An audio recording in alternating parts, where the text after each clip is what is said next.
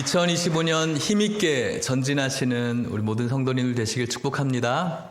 사랑합니다. 옆에 분들과 인사할까요? 사랑합니다. 축복합니다. 인사하겠습니다. 옆에 분들과 다시 한번 인사하실 때 지난 한 주간 수고 많으셨습니다. 우리 수고하셨다라고 한번 토닥여 주실까요? 시작.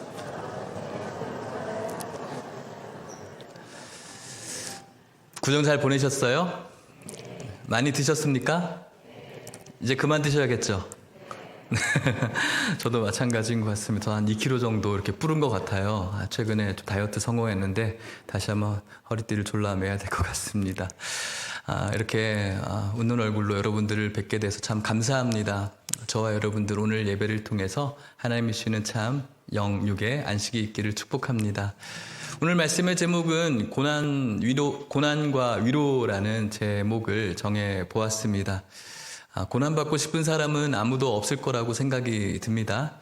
하지만 고난이 어김없이 찾아오죠.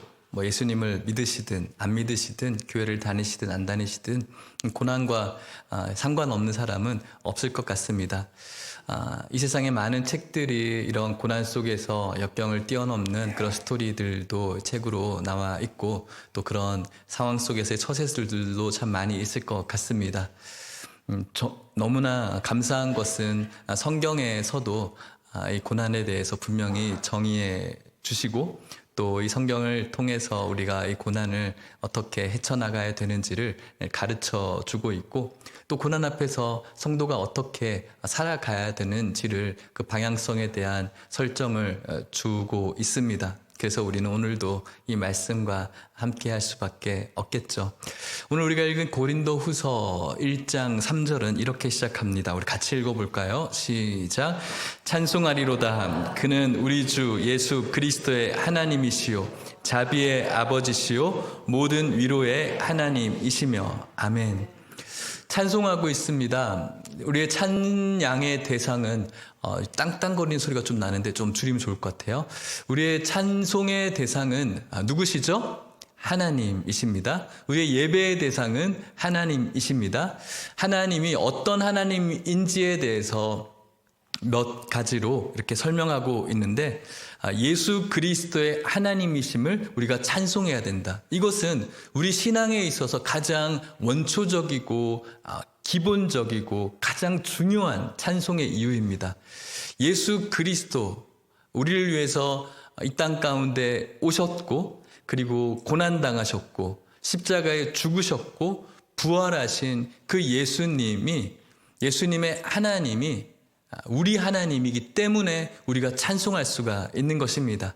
예수님 따로 자신의 자의적으로 한 일이 아니라 성부, 성자, 성령의 그 사역 속에 하나님께서 하신 그 계획 속에 이루어진 그 일이기 때문에 우리들에게 의미가 있는 것이죠.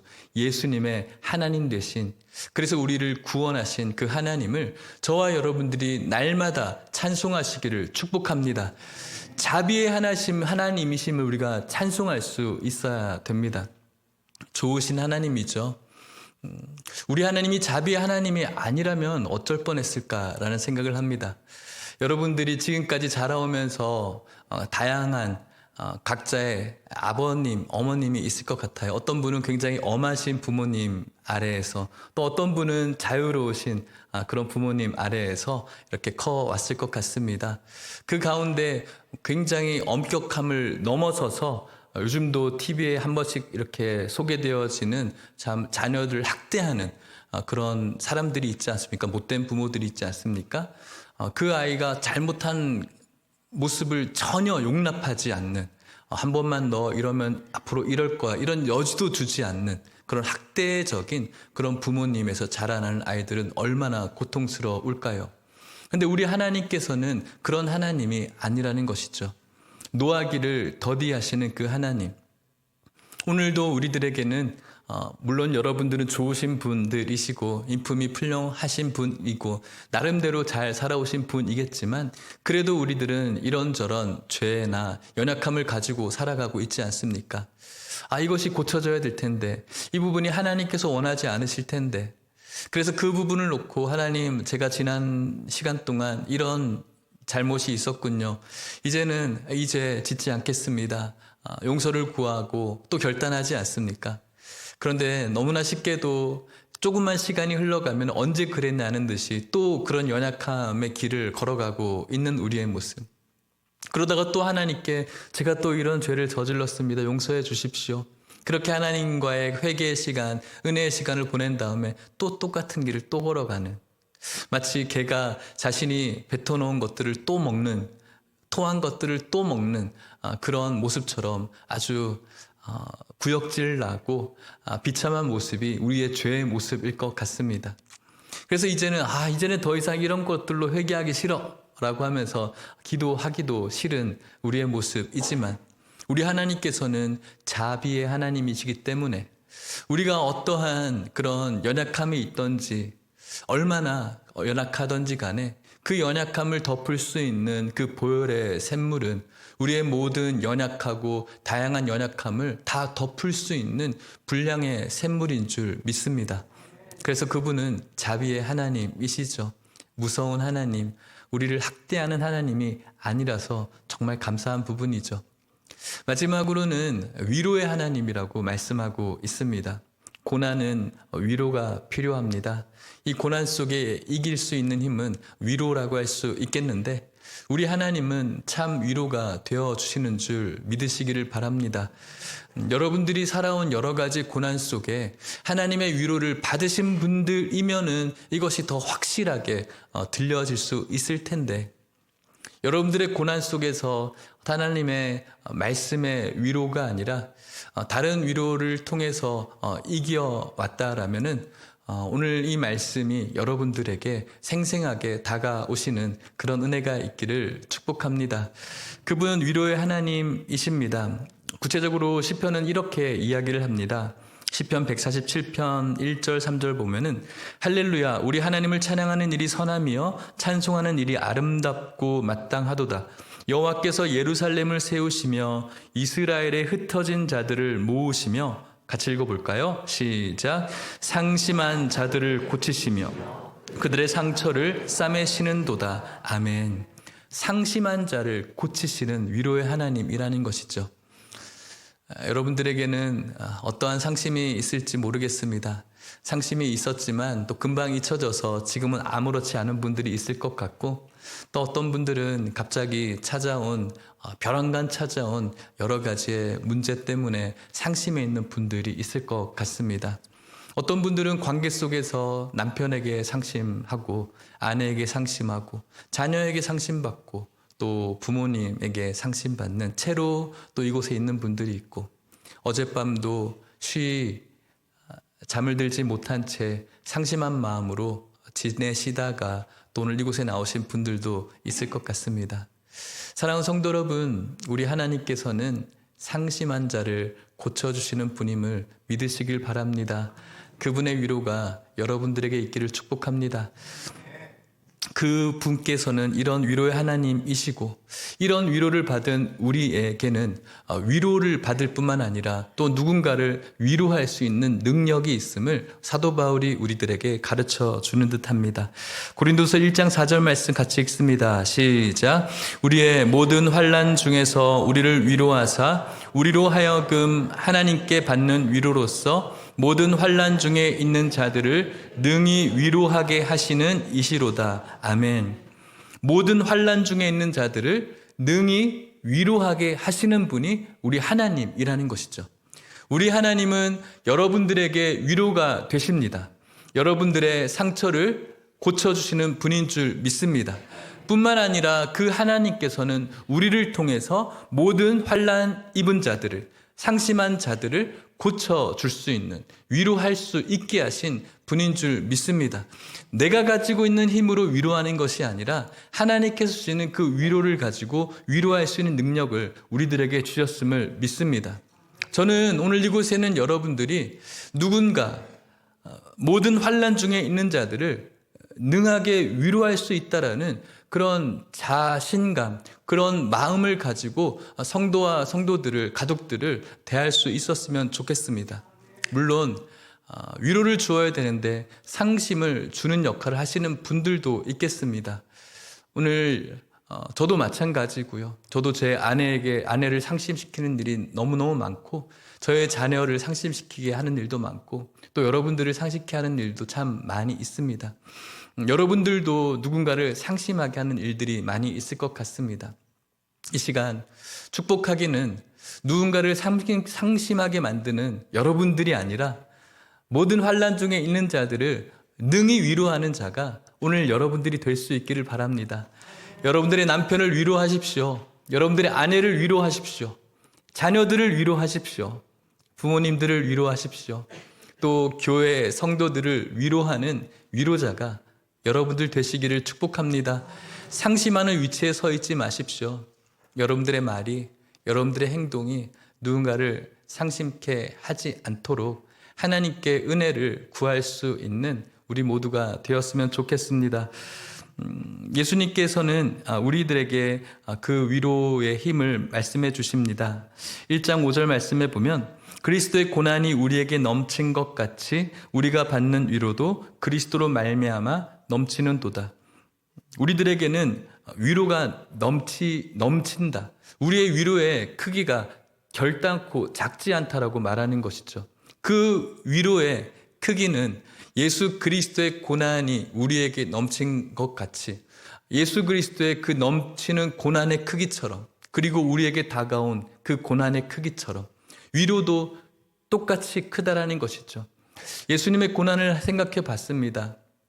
말로 잘 정리할 수 있지만 정리하는 말마다 정말 예수 그리스도의 고난을 가깝게 경험할 수 있는지는 모르겠지만 우리는 사소한 조그만 것이라도 내 것을 포기하기 참 힘든, 그래 우리의 성정인데, 예수님께서는 하늘의 가장 존귀한 보좌를 우리 때문에 포기하셔야 됐습니다.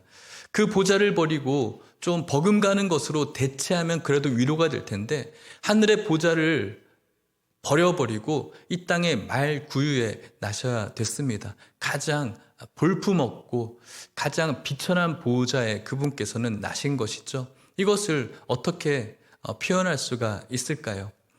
가장 유명해야 될 자였습니다. 유명한 분이었죠.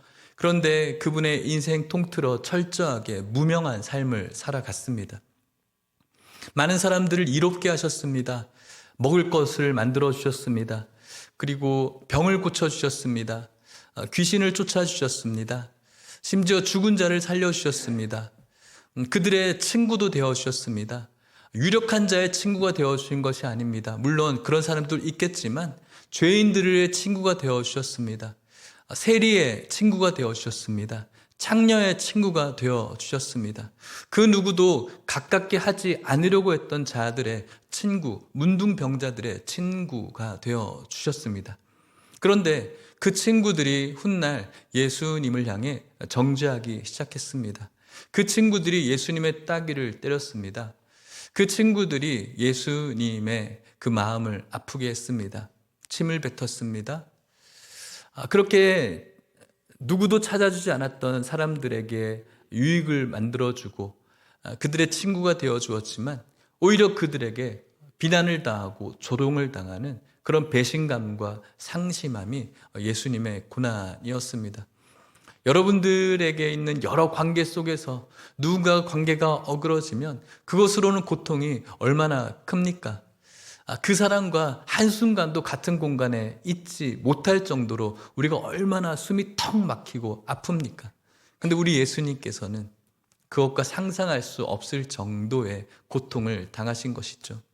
아시는 것처럼 십자가에서의 그분의 매 맞음과 찢기심과 또 창에 찔리심은, 그리고 못 박히심은 상상할 수 없는, 손에 가시 하나만 박혀도 우리는 그것 때문에 너무너무 신경이 쓰이고 아파하는 우리지만 그것과 비교할 수 없는, 채찍에 모든 살들이 흩어져 버리는 그런 고통도 감수하셔야 됐죠. 그 고난은 우리가 상상할 수 없는 고난. 그런데 그 고난이 넘치는 것처럼 우리를 향한 위로도 넘친다라고 말씀하고 있는 것이죠. 예수 그리스도를 통해서 저와 여러분들은 위로받을 수 있다는 사실을 기억할 수 있기를 원합니다. 예수 그리스도의 위로의 능력을 의심하지 마십시오. 예수 그리스도의 위로의 능력은 여러분들의 모든 고난을 다 뒤엎을 정도로의 크신 위로인 줄 믿으시기를 축복합니다. 그렇기 때문에 우리는 이 위로로 누군가를 위로할 수 있는 것이죠. 사랑하는 성도 여러분, 사도 바울이 자신의 삶을 예화로 씁니다. 고린도서 2장 8절 말씀에 보면, 형제들아 우리가 아시아에서 당한 환난을 너희가 모르기를 원하지 아니하노니 힘에 겹도록 심한 고난을 당하여 살 소망까지 끊어졌다라고 사도 바울이 이야기를 합니다. 사도 바울은 위대한 전도자입니다. 위대한 목회자이고 위대한 성도입니다. 능력도 많았죠. 그런데 이렇게 능력 있는, 만일에 오늘날 사도 바울이 이런 능력 있는 목회자라면 글쎄요, 사람들이 선망하는 대형 교회, 어떤 큰 목회를 하는, 사람들이 소위 이야기하는 큰 목회하는 목사님이 되어서 유명해지고 명망을 얻을 수도 있을 것 같습니다. 근데 그가 했었던 여러 가지의 말씀과 또 글을 적는 것에 대한 위대함과 그들의 배경과 하는 사역과는 달리 그의 삶은 헐벗고 그의 삶은 피곤하고 그의 삶은 다른 사람들에게 억울함을 당하고 그의 삶은 쫓겨다닐 때도 있고 그의 삶은 감옥에도 잡혀가는 그런 신세였지 않습니까? 구체적으로 어떤 상황인지는 모르겠지만 심한 고난을 당했습니다. 힘에 겹도록 심한 고난.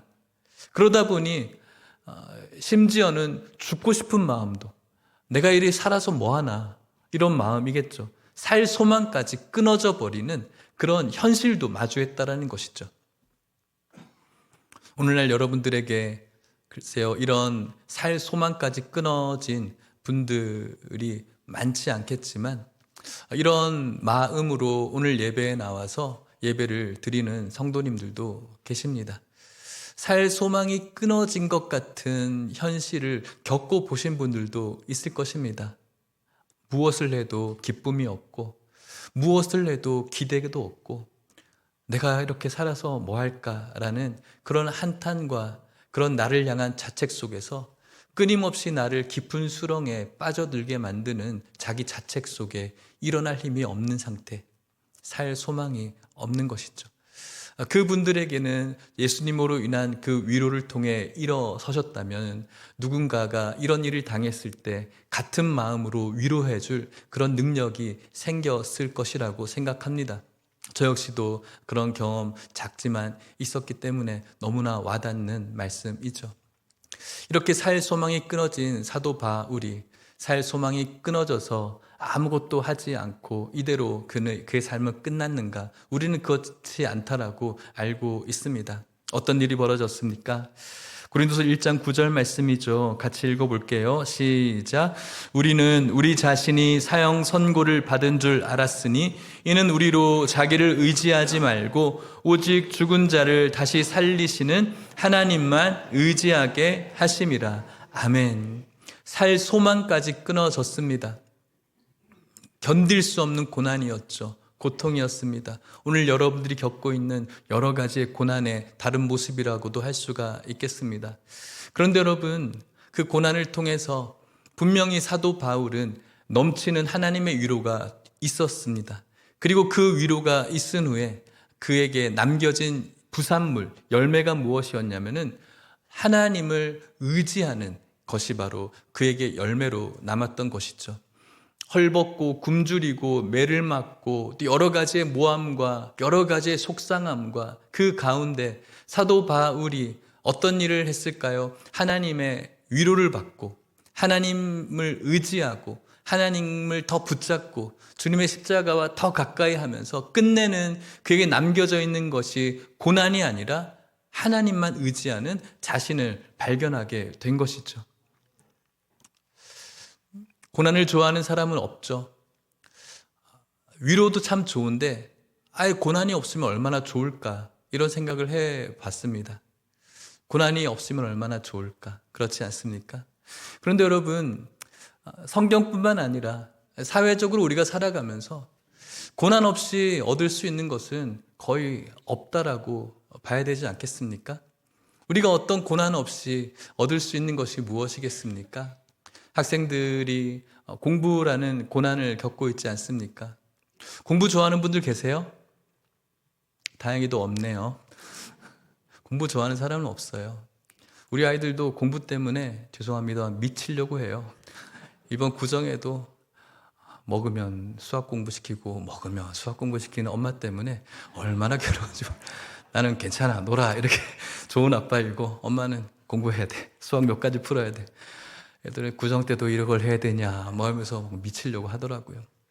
하지만 우리는 잘 알아요. 이 공부가 훗날 이 고난이 그 아이들에게 어떤 미래를 펼쳐줄지, 그 아이들에게 위로일 수도 있고 그 아이들에게 팩트일 수 있는, 이렇게 해야지 너희들이 훗날 너희들이 할 수 있는 일을 하면서 살 수 있어. 잔소리 같지만 그것이 맞는 말이니까요. 고난 없이 얻어지는 것이 없어요. 금메달을 따려고 하는 운동선수들이 고난스러운 훈련 없이 금메달 근처에 가는 사람들이 누가 있을까요?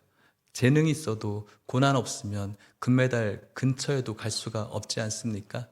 이 세상에서 할 수 있는 여러 가지의 목표가 있다면 고난 없이 얻을 수 있는 것은 아무것도 없습니다.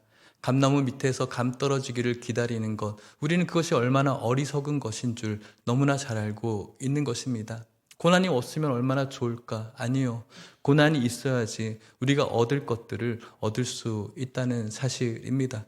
그 고난을 어쩔 수 없이 받아들여야 된다면 그 고난의 시간으로 누워서 입을 벌리고 있는 시간이 아니라 그 고난의 시간 속에 분명히 하나님이 은혜의 시간으로 역전시켜 주시는 그 열매를 받아 누리는 것이 고난을 지나가는 저와 여러분들의 가장 현명한 모습이라는 사실을 기억하시기를 축복합니다. 성경은 그 고난이 주는 유익에 대해서 무엇을 이야기하고 있을까요? 고린도 후서 1장 10절 말씀입니다. 같이 읽어볼까요? 시작. 그가 이같이 큰 사망에서 우리를 건지셨고 또 건지실 것이며 이후에도 건지시기를 그에게 바라노라. 아멘. 사도 바울이 살 소망이 끊어진 상태에서 그 고난을 통해서 하나님만 바라보는 그 좋은 열매를 먹게 되었습니다. 뿐만 아니라 그가 이같이 큰 사망에서 우리를 건져내셨다라는 그 간증이 사도 바울에겐 생긴 것이죠. 그리고 그 이후에 또 건지실 것이라고, 지난 고난의 문제가 이제 완료돼서 아무 일도 이제 일어난 것이 아니라 또 앞으로 그런 고난이 있다고 할지라도 또 건지실 것이라고, 이후에도 건지실 것이라는 소망이 사도 바울에게 있는 거예요. 우리가 알고 있는 영국의 섹스피어라는 문호가 이렇게 이야기를 해요. 불행을 고치는 약은 오직 희망밖에 없다라고 말해요. 소망하지 않으면 이 불행은 끝나지 않습니다. 여러 가지 고난의 문제는 우리를 끊임없이 절망하게 만드는 것이죠. 그 구렁텅이에서 벗어나지 못하게 만드는 거예요. 안 되고 나는 아무것도 할 수 없고 이제는 내 인생의 끝이야. 이 절망은 우리를 영원한 구렁텅이로 이끌어 갑니다. 하지만 희망이 그것을 고쳐주는 겁니다. 사도 바울은 자신의 삶의 소망이 끊어졌습니다. 하지만 그곳에서 주님의 위로를 받았습니다. 하나님만 붙잡았습니다. 더 가까이 붙잡았습니다. 그리고 그에게 남아있는 부산물은 하나님만 의지하는 삶이 되었던 것이죠. 그런데 이렇게 나를 건져주셨는데 앞으로도 건질 것이고 그 이후에도 또 건져주실 것이라는 힘이 있고 믿음이 있고 소망까지 생기게 된 것이죠. 고난이 고난으로 끝난 것이 아니라 고난이 끝나니 앞으로의 고난도 내가 이겨낼 수 있을 것이라는 소망도 갖게 된 것입니다. 이것이 성도들에게 허락하신 하나님의 고난의 유익이라고 할 수가 있겠습니다. 뿐만 아니라 시편 119편 71절 이렇게 말합니다. 읽어볼까요? 시작. 고난 당한 것이 내게 유익이라. 이로 말미암아 내가 주의 율례들을 배우게 되었나이다. 아멘. 시편을 쓴 사람은 삶의 여러 가지의 현상 속에서 하나님께서 주신 통찰력을 얻은 사람들이죠. 그 사람이 이렇게 이야기하는 것입니다. 고난 당한 것이 유익이다. 나 고난 안 당하면 어쩔 뻔했을까? 이렇게 이야기를 하는 거예요.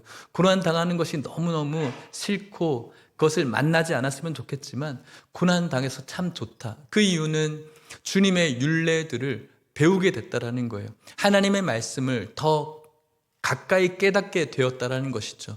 그전에는 나랑 상관없던 말씀이었어요. 그전에는 하나님의 말씀이 굉장히 멀어 보였죠. 그런데 그 어떤 고난인지 모르겠지만 그 고난의 터널을 지나는 동안 멀리 있었던 하나님의 말씀이 마치 내 눈앞에 펼쳐진 것처럼 생생하게 그 말씀이 살아있는 말씀으로 깨닫게 되어진 겁니다. 이 말씀이야말로 나를 일어서게 하는 실제이고 진짜이고 허상이 아닌 것을 가까이서 체험하게 된 것이죠. 성도들에게 이것만큼 가장 확실하고 커다란 그런 은혜가 어디에 있을까요? 세상에서 여러 가지 우리들을 위로하는 것들이 있습니다. 그것을 충분히 활용하십시오. 하지만 그것은 제한적이고 유한한 것이고 잠시이고 일시적일 것입니다. 어쩌면은 허상일 것이죠. 시편의 기자는 이렇게 말합니다. 시편 119편 118절 주의 율례들에서 떠나는 자는 주께서 다 멸시하셨으니 그들의 속임수는 허무함이다. 하나님의 말씀만이 진짜이고 그 말씀 외의 것은 허무한 것이라고 이야기하고 있는 것입니다. 그 고난이 나에게 참 유익이 되었다. 이 고난 속에서 하나님의 그 멀리 있던 말씀이 생생한 말씀으로 나에게 붙잡혔고 그 말씀은 나에게 허상도 아니고 멀리 있는 것도 아니고 희미한 것이 아니라 진짜였다. 실제였다. 그 외의 것은 다 허무함이었다라고 고백하는 것이죠. 고난이 이 시편의 기자에게 주는 유익함이었던 것입니다. 시편 34편 18절은 이렇게 말합니다. 같이 읽어볼까요? 시작. 여호와는 마음이 상한 자를 가까이 하시고 총애하는 자를 구원하시는도다. 아멘. 고난은 하나님께서 가까이 해주시는 시간인 줄 믿습니다. 여호와께서는 마음이 상한 자를 가까이 해주세요. 상심에 있는 여러분들을 가까이 해주세요. 여러분들을 멀리하지 않습니다. 꼭 멀리 있는 것 같이 우리가 느껴지지만 아니요. 고난 당하고 있는 우리들을 멀리하지 아니하시고 모른 채 하지 아니하시고 우리와 가까이 하신 하나님. 고난 당하는 시간 하나님께서 나와 더 가까이 해주신다는 것을 깨달을 때 이것이 또 하나의 고난의 유익이 되겠죠. 사랑하는 성도 여러분, 2025년 여러분들에게 하나님께 주시는 은혜가 복이 충만했으면 좋겠습니다. 그 가운데 분명히 우리들에게 원하지 않는 일들이 예기치 못하게 찾아오게 됩니다.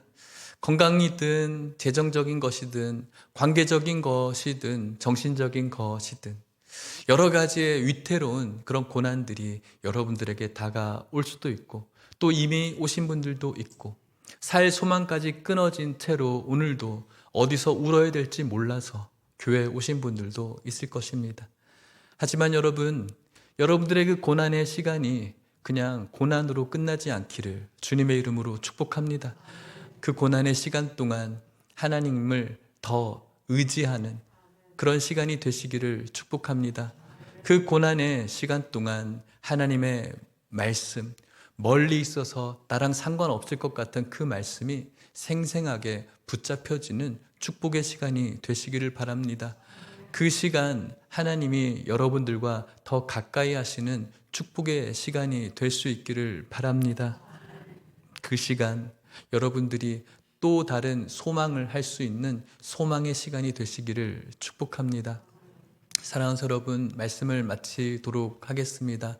사도 바울은 우리들에게 예수 그리스도의 그 사랑을 받아서 은혜를 받아서 여러 가지 고난에서 그것을 이겨낼 수 있는 그런 위로를 우리에게 분명히 하나님이 주셨다라고 말씀합니다. 그 위로가 여러분들에게 멀리 있는 위로가 되지 않기를 원합니다. 여러분들이 예수님께 더 가까이 나아갈수록 그 위로의 향기가 더 진해질 줄 믿습니다. 하나님의 오늘 말씀으로 사도 바울이 결론적으로 또 하나 요청하는 것은 우리에게 위로받은 자로서 위로할 수 있는 능력이 있다는 것입니다. 그렇다면 우리는 이제 어떻게 해야 될 것인가? 고린도서 1장 11절에 이렇게 말합니다. 너희도 우리를 위하여 어떻게 하라고요? 간구함으로 도우라. 이는 우리가 많은 사람의 기도로 얻은 은사로 말미암아 많은 사람이 우리를 위하여 감사하게 하려 함이라. 고난이 찾아왔고 여러 가지 인생의 문제에서 하나님을 가까이 하고 그분을 의지하고 그분의 말씀을 더 생생하게 깨닫는 은혜 받은 성도로서 우리가 또 누군가를 고난을, 모든 환난에서 벗어날 수 있도록 위로하고, 그 위로할 수 있는 그 도구는 간구하라, 기도하라고 말하고 있는 거죠. 그렇게 돕는 거죠. 물심양면으로 돕고, 가장 중요한 것은 기도로 돕는 겁니다. 우리들의 위로의 능력을 무시하는 분들이 있을 것 같습니다. 내가 뭐라고. 근데 오늘 우리가 읽은 본문 6절에 우리가 환난 당하는 것도 너희가 위로와 구원을 받게 하려는 것이요 우리가 위로를 받는 것도 너희가 위로를 받게 하려는 것이니, 같이 읽을까요? 이 위로가 너희 속에 역사하여 우리가 받는 것 같은 고난을 너희도 견디게 하느니라. 아멘. 이 위로가 너희 속에 역사하여 고난을 너희도 견디게 한다. 여러분들에게, 저에게 위로의 힘이 있습니다. 이 위로의 힘을 가지고 간구하며 도와야 될 사명과 역할이, 그래도 오늘 이렇게 절망의 웅덩이에 빠져 있지 않고 오늘 예배 가운데 나오신 저와 여러분들에게는 그래도 누군가를 위해서 간구할 수 있는 최소한의 힘이 있음을 기억하며 감사하고, 어떤 환난 가운데 있는 성도들을, 또 우리의 지체들을 위해 기도할 수 있기를 축복합니다.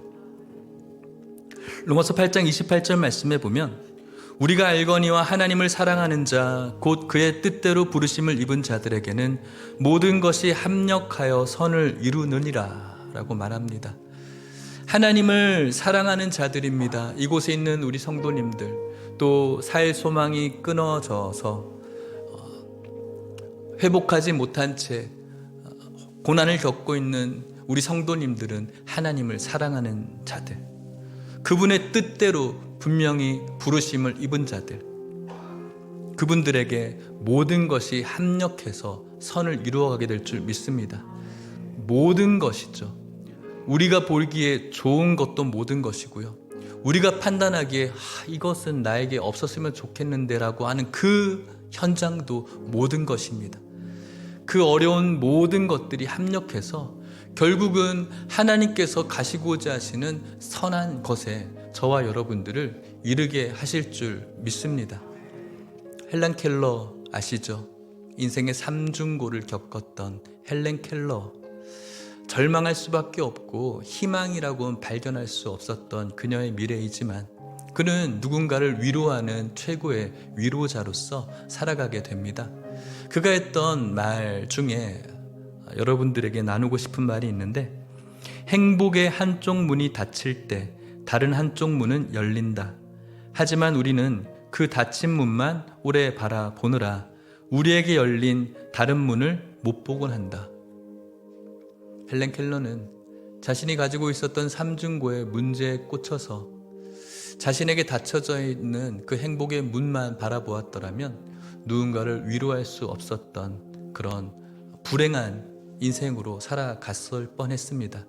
하지만 그 행복의 한쪽 문이 닫힌 그 문 바라보지 않고 다른 쪽으로 열린 행복의 문을 바라봤기 때문에 그는 그 안에서 은혜를 입고 위로를 받고 또 누군가를 위로하는 자가 되었던 것이죠. 바라기는 오늘 크고 작은 여러분들만의 어려움에서 행복의 문이 닫혀진 채로 그 문만 바라보고 있는 여러분들이라면 여러분들의 시선을 잠시 돌려서 어디에 나의 문이 열려 있을지를 주님께 간구하며 찾아보시는 우리 모든 성도님들 되시기를 축복합니다. 그리고 그 시간 동안 하나님을 의지하고, 그 시간 동안 하나님을 더 소망하고, 그 시간 동안 나와 가까이 해주신 하나님을 만나고, 멀리 있었던 하나님의 그 귀하신 말씀이 생생하게 경험되어지는 역사가 나타나기를 축복합니다. 그리고 우리 지체들, 여러분들의 자녀들, 여러분들의 부모님들, 주위에 있는 사람들의 환난을 돌아보시며 그들을 위해서 간구하고 기도하며 우리의 위로의 힘으로 그들을, 하나님의 위로의 능력으로 우리를 통로로 그들을 위로하는 저와 여러분들 될 수 있기를 축복합니다. 예수님께로 가까이 나가는 자만이 이 일을 하게 될 줄 믿습니다. 찬송합시다.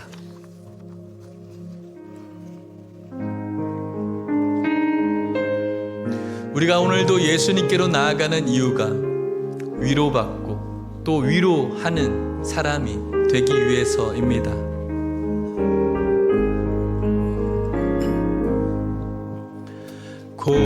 고통의 멍에 벗으려고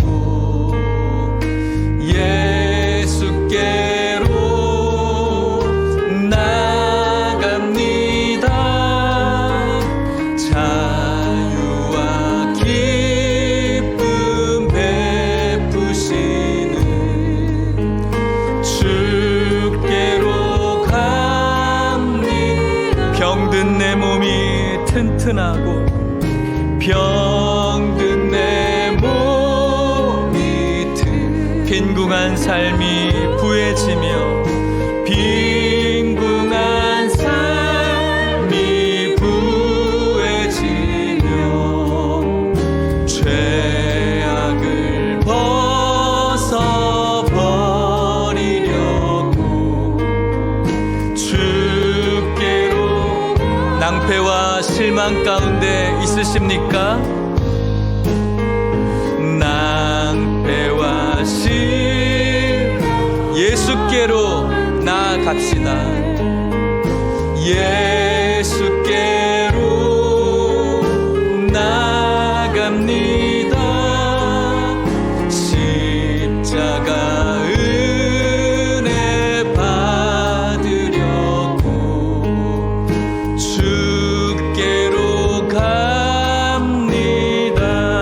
슬프던 마음 위로받고 슬프던 마음 위로받고 이 생의 품바 잔잔하며 영광의 찬송 부르려고 주께. 우리 다시 한번 1절만 고통의 멍에 벗으려고 고통의 멍에 예수께로 나아가면 됩니다. 예수께로 나아갑니다. 자유와 기쁨 베푸시는 주께로 병든 내 몸이 튼튼하고 병든 내 몸이 빈궁한 삶이 부해지고 빈궁한 삶이 죄악을 벗어버리고 죄악을 벗어버리려고 주께로 갑니다. 우리 같이 한번 기도했으면 좋겠습니다. 고난은 글쎄요, 피할 수가 있을까요? 피해야 될까요? 여기서부터 참 많은 의문이 생깁니다. 고난은 분명히 우리들에게 유익이 있습니다. 고난이 온 걸 불행이라고 저주라고 생각하지 마십시다. 고난을 통해서 세상 사람들도 그 고난의 역경을 이겨내며 무언가를 얻게 되어지는데 성도의 유익은 더욱더 풍성하고 분명합니다. 하나님이 허락하신 그 고난을 통해서 하나님만 더 의지하는 성도로 성화되어져 갈 줄 믿습니다. 고난을 통해서 주님의 말씀이 살아있는 말씀으로 느껴지게 해 주시옵소서. 고난의 시간으로 고난만 남는 것이 아니라 그 시간을 거치면서 하나님이 더 나와 가까이 있는 것을 느끼고 지금의 고난이 앞으로도 있을 때 그것을 이길 수 있다는 소망을 갖게 하고 절망 중에 소망을 갖게 하고 희망을 갖게 하고 하나님이 주시는 위로가 충만한 삶이 될 줄 믿습니다. 여러분들의 고난을 위해서 오늘 겪고 있는 여러분들만의 크고 작은 고난의 그 문제를 위해서 같이 하나님께 기도하는 시간을 갖도록 하겠습니다. 기도하시겠습니다. 하나님 아버지 감사합니다. 아버지, 우리들에게 고난이 있습니다. 크고 작은 고난이 있습니다.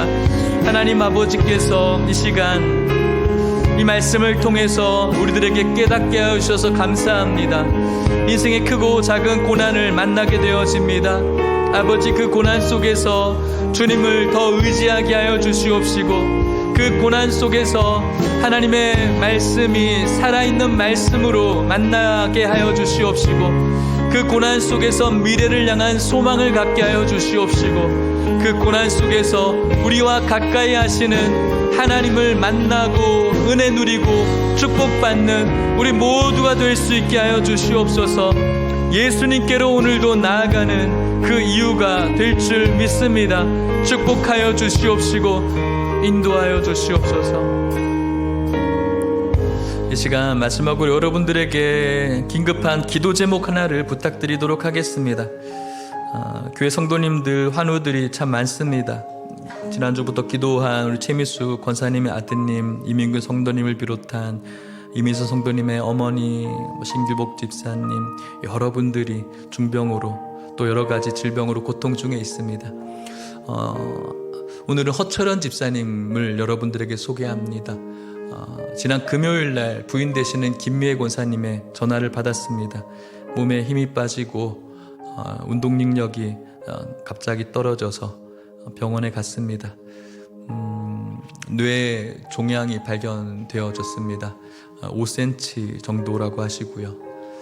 지금은 중환자실로 옮겨졌는데 인지 능력이 많이 떨어진 채로 이렇게 입원하게 되셨는데, 다행히도 오늘 김미애 권사님이랑 허철원 집사님이 간호사를 통해서 통화가 되었고 인지 능력이 많이 돌아온 상태이고, 감사하게도 수술 날짜가 바로 잡히게 되어서 내일 오후에 수술에 들어갑니다. 얼마나 나쁠지는 머리를 개복해 보아야 알 수 있다라고 합니다. 내일 수술하게 되어지는데 하나님, 우리 집사님을 붙들어 주시옵시고, 그 모든 수술하는 과정 가운데 하나님께서 은혜를 베풀어 달라고 기도 부탁을 드리도록 하겠습니다. 갑자기 그렇게 나빠져서 또 이렇게 이른 수술을 할 수 있게 되었는데, 하나님, 우리 김미애 권사님, 부인되는 김미애 권사님에게 마음의 평안을 허락하여 달라고. 오늘 전화가 되었는데 김미애 권사님이 지금 수술이 또 갑자기 몸이 나빠지면 수술실에 들어가야 돼서 곁에 계셔야 되는데, 허철원 집사님이 지금 오지 말라고, 교회 예배 드리고 오라고, 순장님으로 섬기고 계시는데 오늘 순모임도 하고 오라고 오늘 그렇게 말씀하셨다고 합니다.